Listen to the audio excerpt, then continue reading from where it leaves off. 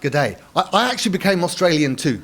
So I have the right colour passport. Unfortunately, I can't use a drill, and I have no sense of direction. So as far as my wife is concerned, I'm not Australian. I'd like to thank Ian and the board for inviting me, and particularly Matt, who I met in Liverpool in September, October, and just kind of got my brain going about how there are people within services who have already started thinking about the net, how to use. One of the first people I ever kind of got twittering with was Matt. And so I learned things from Matt, watching Matt tweet. Anyway, I'm going to talk about lots of things. The results of our global drug survey come out next week in the Herald and the Age and across Fairfax Media. I actually can't present lots of the stuff there, or they tell me off. So I'm going to kind of give you a flavour of what's going to come, but I also just want to tell you a story, some of which has relevance to the sorts of things that you're facing here. The first thing to say is that drugs are like any other market, so kind of across Europe, America, Australia, by far and away the dominant drug, both in terms of what people use and that causes problems, is alcohol. People are fairly fond of weed, certainly in Australia, quite fond of pills as well, and white powders. The UK's had a real fondness for white powders, primarily because it's near Europe, there's lots of cheap coke, it's not fantastic quality, but UK and Europe became particularly kind of flooded with white powders. And I know that's something that's starting to happen in Australia. The trouble in Europe and the UK was that over the last decade, there was a decline in the purity of cocaine. My understanding is in Australia, actually, it's been fairly fluctuant, but there's more seizures for cocaine now, there's more people using, but it's still regarded as a fairly expensive drug. And Australia, like the rest of the world, also saw a massive decline in the purity of MDMA. There was a global drought in precursors for MDMA in around 2008, and that led to a market that was ripe for new pretenders. Initially BZP coming out largely from New Zealand, but also this rise in caffeinone products, things like Mephedrone and methylone. The trouble was that this lot were going, well, we'd still like to go out and party, we'd like some drugs.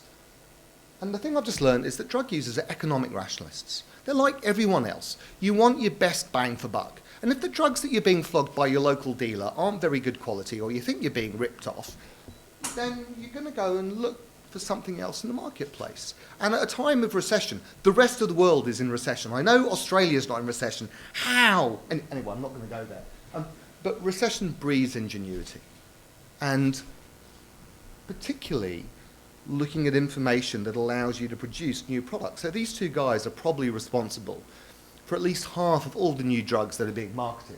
This is Alexander Shuglin, who was paid by the American government for very many years to make up new drugs and then take them with his wife and his friends and then write recipes and descriptions. Bizarre. And this guy is David Nichols, psychopharmacologist in America, writes research papers entitled things like, this might tickle your serotonergic receptors, could be a bit of an empathogen. And then people find that stuff and they go, ooh, we could make that in the lab, and we could go to China and send a recipe over, and then China could make vast amounts of these drugs, and then we could market them. But the real beauty, of course, is that you have the internet. And the internet is the real game changer here, because it's the internet is the drug market without borders. And of all the challenges that face law enforcement, policy, and everything else, it's probably the internet more than anything else that's the issue. This is stuff from last year's UK drug survey. This is the sort of stuff that we'll come out with next week. But what I want to show you is even in a market like the UK, which tends to lead the world in adoption of new drugs, if you look at kind of drugs that people have used in last year and last month, it's only drugs like Mephedrone, 2CB, DMT, 2CI. There's very few people using these new drugs. The drugs that people are using are the drugs they've always used. It'll be exactly the same in the Australian results. And as much as there are new drugs available, but actually what people use is what they've always used. This is we'll have a similar thing that comes out next week. I promise you I won't carry on saying, and you'll see this data next week, because it will drive you a bit mad. But every year we ask, what's the last new drug you took for the first time? It's a way of tracking what kind of new drug is floating around. And in the UK, there really hasn't been anything terribly interesting since Mephedrone, and that was the same drug in 2009. There are a bunch of people who start experimenting with all of these drugs. I mean, it's basically a bad hand of Scrabble as far as I'm concerned. I don't know what the drugs do. They just got really confusing names. But it's a minority of people. I want to go back to use the UK as an example, because what happened is that with declining ecstasy and cocaine purity, there was a gap in the market. And the novel drug that I think we can model other new drugs on is a drug called Mephedrone, which has appeared in Australia, but has not made anywhere near the impact it has in Europe and the UK. I don't know if that'll change. My guess is if someone got 10 keys of Mephedrone into Melbourne tomorrow, people would lap it up and it would become a problem. So I think one of the things maybe to think about is why, for the moment, Australia's been protected at some level from these new drugs. But the reason I want to tell you the story about Mephedrone is it's a lesson in how early opinions of a drug, both by users and policymakers, can change over time. It's a little bit like a new relationship. You have a new girlfriend or a new boyfriend, and at the beginning of the relationship, everything's lovely and funny. Everything they do makes you laugh, and as you get to know them a little bit better, things start pulling your chain. And after 6 months, it's like, no, it's a horrible relationship. Anyway, so Mephedrone gets sold like all novel psychoactive substances, not for human consumption, plant food, bath salts, all to avoid medicines legislation, because if you say something for human consumption, you have to go through particular regulation. So this was all simply to avoid prosecution. What it also meant, of course, is that if it has not for human consumption, it couldn't come with any good harm reduction advice, like what sort of dose should you take, what contraindications there are to using, which left people at risk. But within the space of 4 months, there were 60 different websites selling one drug. And people lapped it up. And it was really big news as well. New kid on the block, fears of new ecstasy on the street. This is from the Sydney Morning Herald a couple of years ago. Ministers told of new explosion of legal highs. And my favourite headline from The Sun was legal drug team ripped off his scrotum. I can tell you that story was bollocks. And, I could tell that joke endlessly. I could just sit here and just repeat that line, and I just want to leave, because it doesn't get any better. Anyway, of course, if there really was a drug whose side effect was it made you rip your own scrotum off, it wouldn't be that popular. Admittedly, you might find the odd person adding it to their boyfriend's coffee in the morning, but anyway. So some of the early work we did was we looked at how Mephedrone compared to cocaine. When you have a new drug, the best thing to do is kind of think, well, how does this fit in the world? So you compare it. And compared to coke, Mephedrone was £10 a gram, purity 99.8%. Cocaine was 50 quid a gram and 25% purity if you were lucky. And we asked lots of people to compare the effects, and 85% said Mephedrone's effect lasted the same or longer. The quality of high was as good or better. But even early on, people went, this isn't a drug without risk. People were primarily snorting it. I'll talk about injecting in a moment. People would get that typical ring of confidence they get with coke. And when you look a little bit more closely how it compares with Mephedrone, with ecstasy and MDMA, you've basically got a drug that was like short-acting ecstasy. Quite pro-social, made people feel euphoric and a little bit empathic, but only lasted for an hour or two. So people started redosing. And it had an effect profile that was just a typical stimulant. People got sweaty, they got hyper alert, they got big pupils, they were grinding their teeth, really overheating. People would talk about getting a particular body sweat, and you could smell people on Mephedrone in the clubs. Sometimes people would overheat and they would go running through the supermarket. So this is like running through Woolworths, people running to the cold counter and trying to cool down. But you could spot people on Mephedrone. Mephedrone's an amazing drug in a class of its own. I love how you're friends with everyone and meet with everyone you meet and hate no one. Sounds really like MDMA. The come down. Even a few days afterwards, I can't work academically anywhere near the level I had. So like all stimulant drugs, there's a downside. And people very quickly, though, started talking about how Moorish Mephedrone was. How once you started, people just couldn't stop. And of course, one of the problems is when you've got a drug that's very cheap, is that people didn't have to go, oh, look, we've already spent 100 quid on this, we need to slow down. because this was a drug that was cheap. And about 1 in 3 people were reporting enough symptoms for us to maybe think they were becoming dependent. My favourite quote was this: "Mephedrone's like Pringles. You don't want Pringles constantly, but once you have one Pringle, you end up eating them all day." So people were running into problems, starting to binge, not going to sleep. And another good way of tracking whether or not a drug is going to become a problem is don't ask people whether it's a problem to them. Ask them about what worries them in their friends. This is a drug that had been around for 9 months. And the top of the list of drugs that were worrying people in their friends was Mephedrone. People started turning up to A&E. It wasn't very often, about 1 in 100, 1.5 out of 100. And they were people who typically were presenting after using a lot of the drug, combining it with other stimulants or mixing it with alcohol. This is generic harm reduction advice. Do less often, don't mix drugs, don't combine with alcohol. If you follow those rules, it's a really safe way of reducing your risk.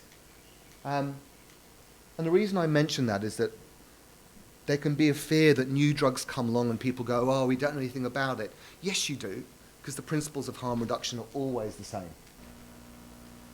The thing that was the real game changer was a report that someone had died from a drug. Grieving parents are a fantastic way of shifting policy. So the first story in the UK was girl 14 dies of Mephedrone.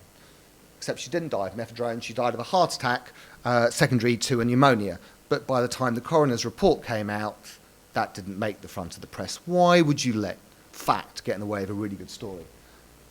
The story that actually ended up making Mephedrone illegal in the UK was the tragic death of 2 19-year-old boys in the north of England. 2 lads died of Mephedrone. Except they didn't die of Mephedrone, they died of Methadone. But again, by the time the coroner's report came out, that doesn't make headline. And the drug got banned. In fact, following the ban, and bans are a good way of reducing availability of a drug, there's no two ways about it, we did see a marked drop-off in people using Mephedrone. But people make decisions on drug use based on more than just policy and whether or not a drug is illegal or not. And when you start looking at how Mephedrone compares with other white powders that people were using with cocaine, MDMA and ketamine, what you can see is Mephedrone starting to look a little less likable. Remember, this is a drug that was pro-social, it's lovely, it's great, but now people are going, really bad urge to use, quite a high risk of harm, the worst come down of any drug. People start making decisions based on their experience. And when you can compare, and this is about 6,000 users who had used cocaine, MDMA and Mephedrone. You know, Mephedrone had the highest rates of extreme agitation, the highest rates of chest pain, the highest rates of memory loss and overheating, and the worst come down. People started moving away from Mephedrone because experience was telling them this is actually not a nice drug. People then started looking a little bit more closely about things that really were related to Mephedrone in terms of mortality. And one of the scary things that people were finding is there seemed to be a whole group of deaths related to suicide, particularly hanging, where Mephedrone was found as post-mortem. And of course that ties into the fact that if you have a vulnerable group of people who have a really severe, persistent come down, that can lead to suicidal drives. And this is interesting because normally we focus on acute drug-related toxicity. People having a heart attack, overheating, that sort of thing. In fact, the risk for drugs like Mephedrone might be on the way down, not on the way up. So we want to start thinking about vulnerable groups, people with depression, people on antidepressants, because that's where the real risk might be. Is it still being used? Absolutely. Mephedrone's a drug that has a marked pro-aphrodisiac effect, so it's still being used in the UK in the gay drug scene, and it's still being used by little pockets of school kids, but it's also being used in microcultures in the UK. So the day before I left here, I was at a conference in Swansea, which is in Wales, and they didn't have a Mephedrone problem at the time the rest of the UK did. I mean, it's 200 miles, 300 kilometres from London. But since the ban, they've now developed a Mephedrone problem. Cardiff, which is 60 kilometres away, doesn't have a problem at all. But what was interesting in Swansea is this wasn't clubbers going out snorting Mephedrone. This actually was drug injectors switching from heroin and coke to mephedrone because heroin was poor quality, cocaine was poor quality, this was good quality, and it was cheap. And people are describing mephedrone injecting as being deeply unpleasant, cytotoxic to your skin, lots of bruising. These are experienced heroin users who are clotting up their veins, immediately going to groin injecting. So it's very weird. That's why I worry that it wouldn't take much, that if you suddenly get this drug in, people who are going off crystal meth thinking it's poor purity, this is a drug that has real potential for harm. There's lots of other random white powders around. This is one of the other challenges, is that white powders are suddenly parachuted into your lounge room, and you ban one drug, and it rapidly gets replaced by another. There's hundreds of these things. And one of the problems is that the press picks up on them, does a little bit of advertisement, and then people start looking for them.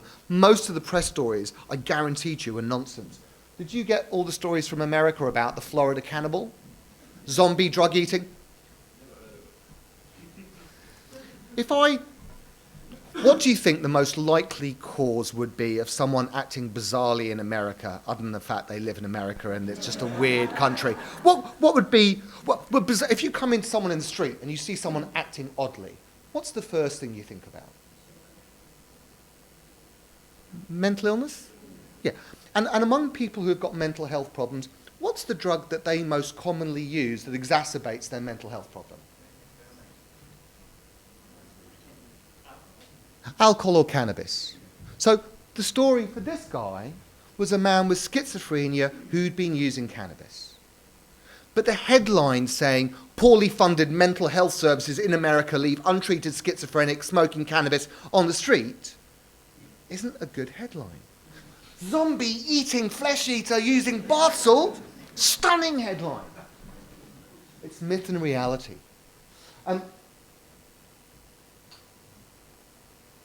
We also found out, and we found exactly the same in Australia, is that people do take drugs that they don't know what they are.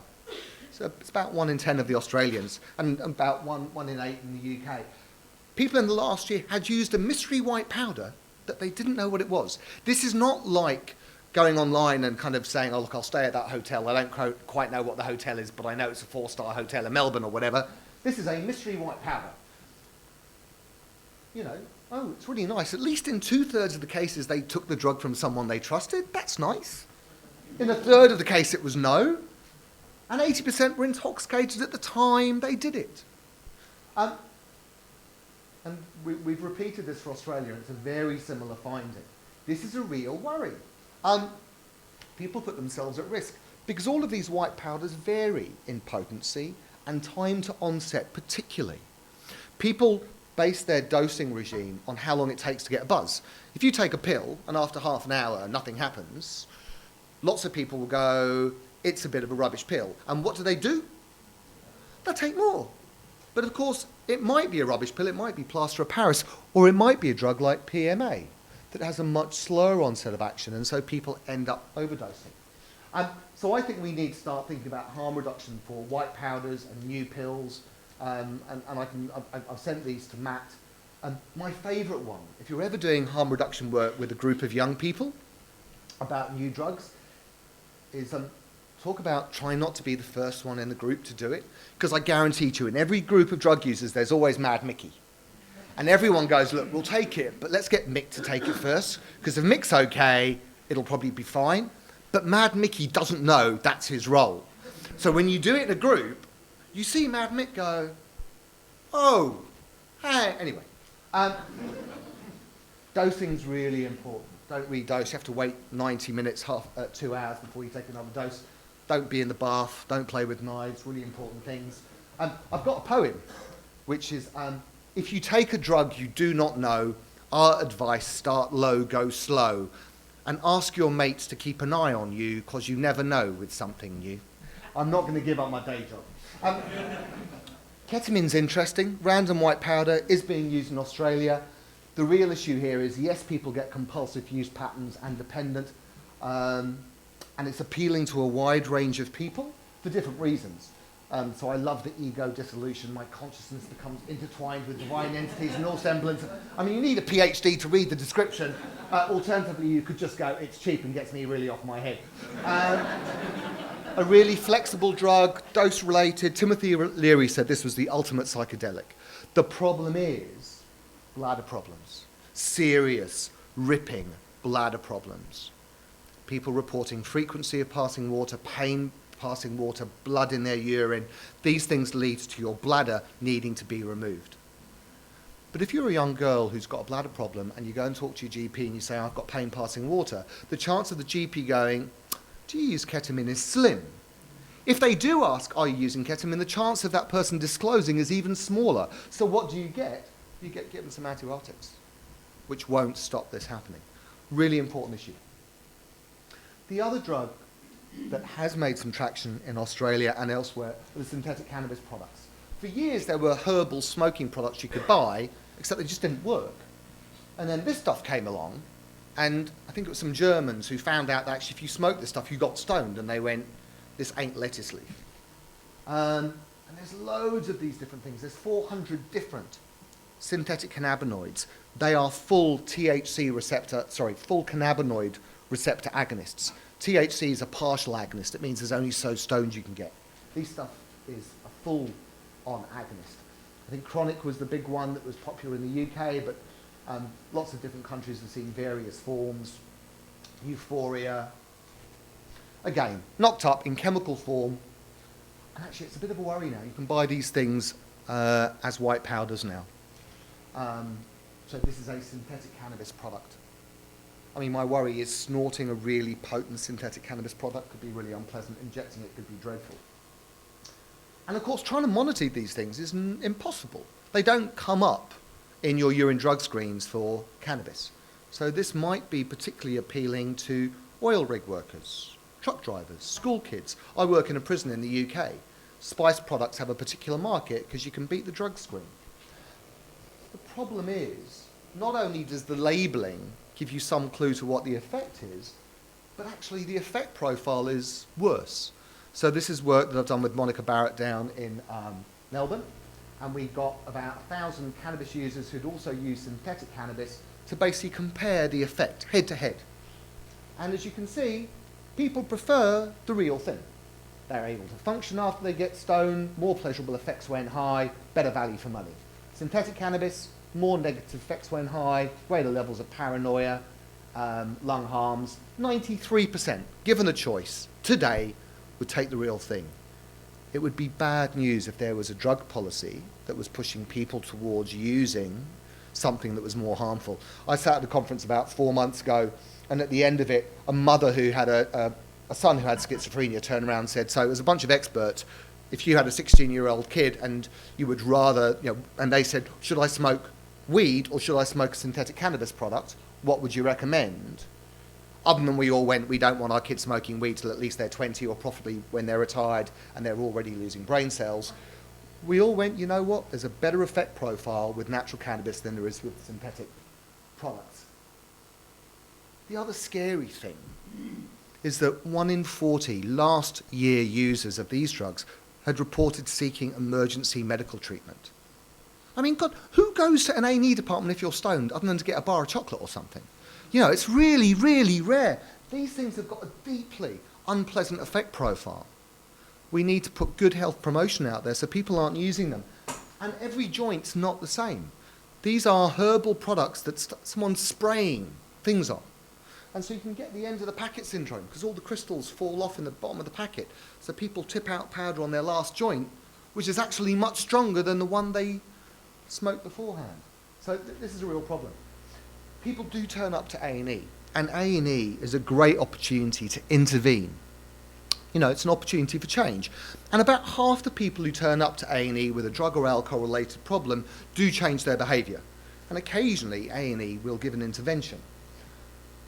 The problem we have is actually most people who use drugs are actually not in A&E. They don't come and see you, me, their GP. They're in the community. They're online, they're in bars, they're in clubs, they're not in treatment.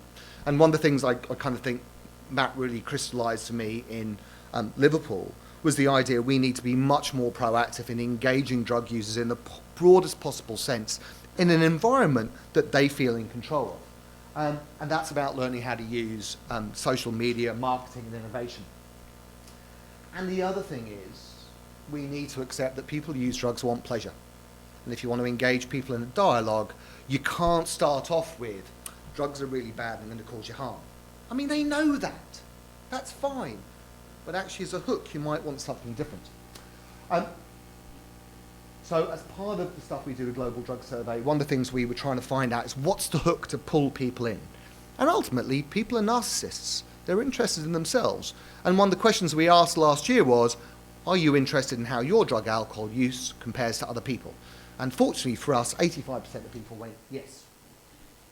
The other assumption is that people want to use less drugs and people would like help. So this is from 15,000 people, non-treatment seeking sample, and the results will release next week are broadly similar, where you've got lots of tobacco and alcohol smokers who want to use less, but you've got quite a lot of cannabis smokers, cocaine users, mephedrone users who would like to use less of their drug. But they're not going to come to us for help. There's quite a lot of people who actually would like help, but we don't see them. So one way of doing it is to provide something that's anonymous, online, and confidential. So this is why we developed the Drugs Meter and the Drinks Meter apps. So these are objective, anonymous, confidential online resources for people who use any of these drugs. Drinks Meter's up on iTunes and Google Play, and there's quite a lot of the other apps that are on Google Play now. Or you can just go to Drinks Meter and Drugs Meter on your phone, or use a little code, and you can get through to them. Not funded by any government. They're absolutely independent, free, anonymous. We can't track anything. Anyway, I'm going to quickly show you how they work. Oh, and they're kind of legitimate. The NHS has just accredited these things as being legitimate. Anyway, so you go to the home page on your phone, and let's go and do cannabis. So you click on cannabis, it would find out who you are, what you do in the world, where you are. For Australia at the moment, we can find out what state you're in. But there's always the capacity to get a bit more information on that. Where are you? This number's about to go up to 45,000. We're just in the process of updating our database. And then we'll ask, well, how do you use your tobacco? What sort of cannabis do you use, and how many days have you used?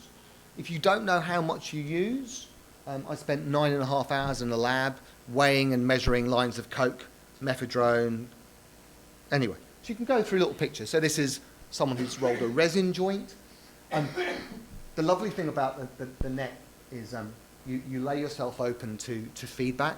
So I get lots of comments, people saying, man, I'd never roll a joint with that much tobacco in. Anyway, so how many of those do you use a day? So it's 1.5 grams.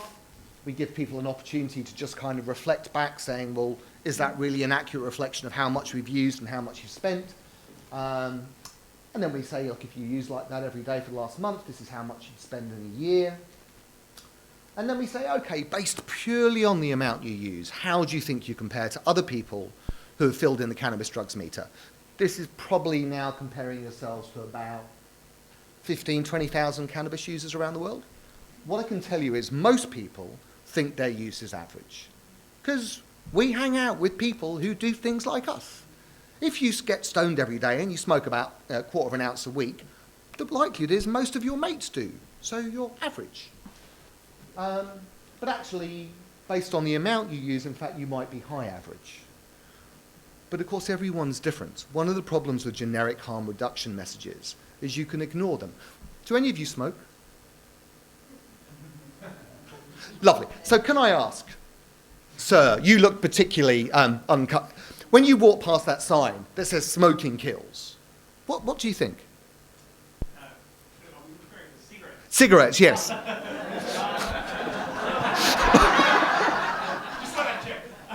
Of course, absolutely. I think I use that many cigarettes I'd rather not use them. But it's kind of thought, yes, smoking kills, but other people, not me? Yeah. Yeah, I mean, that's kind of what we all do. That's what you were going to say as well. Yeah, exactly. So what you have to do is you have to personalise it. And the truth is that there are some people who smoke dope on a Friday night and it's fine. It's not a problem for them. They're happy, functional. If you've got schizophrenia, having a spliff on a Friday night can be really damaging. So what we now do is personalise this. Say, okay, this is how much you've used, but now let's find out a little bit about you.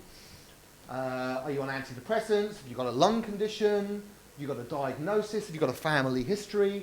And then we adjust what you've used as a way of demonstrating you have a personal vulnerability. And we explain to you why. So why is being on antipsychotics put me more at risk? And we have a simple explanation. And then we work out how much they've used in their lifetime. We tell them how much they've spent. I did this with a client about 3 weeks ago. We worked out she's spent $325,000 in the last 14 years. It was actually her mum's money on cannabis. Yeah. I don't know how good that was for engagement, actually. She hasn't come back to see me. So I'm either thinking it was a blinding bit of harm reduction intervention. She's walked away and gone, never again, or she's gone, that was just too much. Anyway, we give people a little visual feedback, where you thought you are, and where you are really. We also then provide the national statistic, because what I don't want is people to go, oh, I'm in the lowest 10% of cannabis users. I can smoke more. So we then, for each country, will remind them that, of course, only 4.5% of the Australian population have actually smoked cannabis in the last year. So you might be down here, but actually you're still an outlier. And then we give some harm reduction advice, except we don't call it, I wanted to call it tips for safer use. I was told that was patronising. So we don't call it that. It's things you might want to know. We can then put some targeted banner advertising in to refer people into services. This is cutting down tips, but again, we haven't called it cutting down tips because we were told we sounded like the government. So we don't call it that. We've got stuff on sex and cannabis, sex and drugs. It's gender and sexuality specific safe sex advice. And then we do a little assessment of how cannabis is impacting on your life. And we give them a score and a little bit of information. And again, some adverts. We do it for cocaine, mephedrone, GHB, ketamine, MDMA. I get emails from people saying your lines of coke are a bit wonky. I won't tell you my really short, sharp response. You know, after chopping lines for 9.5 hours, I guarantee you your lines stop getting straight. But anyway, so the other thing that we've got, because clearly the biggest drug problem is alcohol. So we've got the drinks meter. So this is an app, and exactly the same process where you are. We work out the units in your own country's units. We work out your alcohol consumption. So, see, middies and schooners. Yep, things like that. And then we work out how many calories you've drunk. We get you to compare against others. We then convert your beer into calories. And that's hard. You know, when you realise a night out is 14 cheeseburgers. So that it's another way of nudging people. It depends what's important to you, you know. And then again, we adjust your drinking based on your personal risk factors. You know, if you're on antidepressants, then drinking ain't that great for you. It's exactly the same process. You know, so you were drinking 38 units. In fact, because you're on antidepressants and you've got heart disease, in fact, it's the equivalent of you drinking 68 units. It's a way of personalising it. Personalising it means you can't avoid thinking about it. And that's what you want. So, you know, a little summary feedback, some explanation for why risk increases, you know, simple language explanations about why psychiatric meds won't work if you drink, some stuff around basics, driving, sex on alcohol, and then we just do a 10-item audit, as you would do anywhere else, but it's automated. The whole drinks meter takes about 7 minutes. And you give them the feedback, as you would in any sort of alcohol screening or brief intervention. A nice little summary sheet. We're currently updating this so you can get PDF printouts, so you could do this in a GP surgery and people could go in with their practice nurse and say, I've just done this thing, it says I'm fat and drinking too much and apparently I need my liver function test done. What's the feedback? This is not an intervention. This was never designed as an intervention. This is always designed as an engagement advice for the hidden masses of people who drink and use drugs. the really interesting thing, it's another typo, is a third of people said as a result of doing the drinks meter and the drugs meter, they would use less or use in a way that's less harmful, which is a kind of a little bonus for us. The thing we're really interested in is 80% said it makes them think around their use of drugs and alcohol in a way they find helpful. That's all it is. You know, it's just, this is a safe, anonymous place for you to think about things. And that's kind of where I want to finish, because I think that's what we all should be doing in our jobs. It's about providing people with a safe place to talk about issues that are important to them, whether that's in a consult room or whether that's in a party or whether it's with the media. And that's also really important because there's some of the best ways of getting information out are through the media, and you want to start making friends with the media so you can have honest dialogues with them. And I'm hoping Fairfax will do a good job when they release the Global Drug Survey results. It'll be interesting, all the nice conversations I've been having with these nice journalists. Maybe I'll get screwed next week. Maybe it will be, drug doctor says drug users are scum. I don't know. I'm hoping that they'll put out some sensible stuff that will help people think about it. It's a bit of a tightrope. There we are. So you've got to be careful. You know, don't say anything too stupid. And finally, when you do get random white powders, it doesn't matter how much research you do or how much information your friend gives you. The truth is you never know what you're snorting.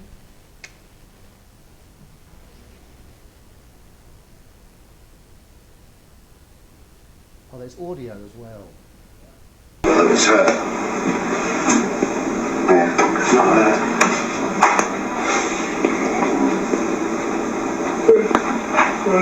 What's your name again? Lionel. You going to do one then?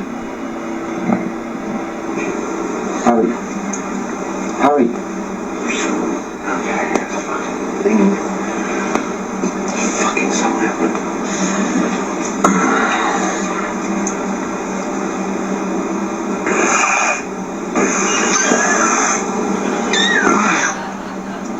Boy, I have spotted a kitten. I showed that somewhere in Liverpool and I turned around and said, oh, you know, that's why Mephedrone's called meow meow. And they went and turned around and said, no, no, no, that's ketamine.